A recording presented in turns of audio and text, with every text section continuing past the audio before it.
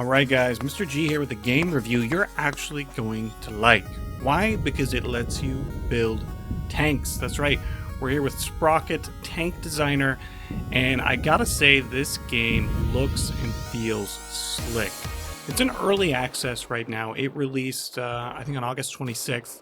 It's from a one-man dev team, and it's a game I was able to just jump right into and immediately, intuitively figure out the garage and build. This is me speeding up my first build I've ever done in the game. Honestly, even the music sounds cool sped up.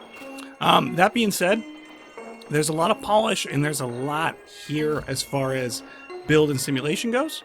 Essentially, you design tanks to deal with different scenarios and different challenges, and you can control everything.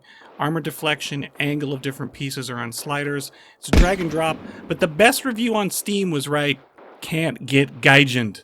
So all of you who are tired of War Thunder and Cross Out, give this one a check, give it a look. It's coming in around $19.99 on Steam. Let's slow it down a little bit. So we were able to finally put together a workable tank here, relatively simply. So it's one of those easy to learn, hard to master games. Now that being said, it is not without its share of bugs, but is in a highly playable state right now. So we've constructed our first tank, and depending on how, let's say, power score, how much parts or how big you make it, if you make a massive giant tank, you might only be able to deploy one tank in a scenario. If you make a cheaper, more affordable tank, you're going to get to deploy more.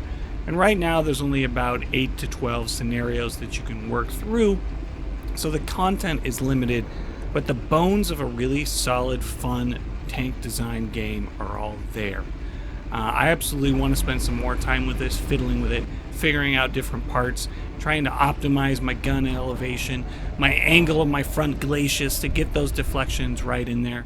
One thing it is missing that I wish that it did have was rounded parts. As you can see, there's a lot of angular parts. There aren't any rounded armor parts that we can add yet, but the game's in early access. It's a one-man dev team, been working on it for about 15 months, and it just released at the end of the last month. And there's still so much under the hood that you can fiddle and play with, and the user interface is so nice. I'm so tired of games where stuff is buried and you can't find it and you can't figure out what to do.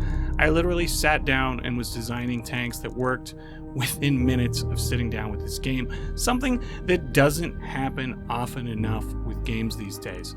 You gotta have a workable user interface, guys, or I'm just not gonna sit there and fiddle with it. So many early access games are like, we'll work on the UI later. Not these guys. The backtracking music looks good. You can add different armors and colors. Even the scenario battlefields just have such a cool, dark World War I, World War II aesthetic. That being said, the gripes I have is there really isn't any technology that's limited to an era.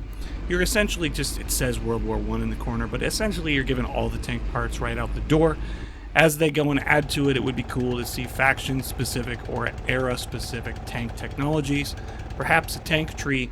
But if you just want a garage, sandbox, tank building playground to make the tank destroyer or the mouse of your dreams, well then, this might be the one for you. Because we're going to make ourselves a little tiny tank, take it out into the wasteland and go have a good time. So this one gets a Mr. G thumbs up. Highly recommend checking it out. And I will catch you guys on the next one. Mr. G out.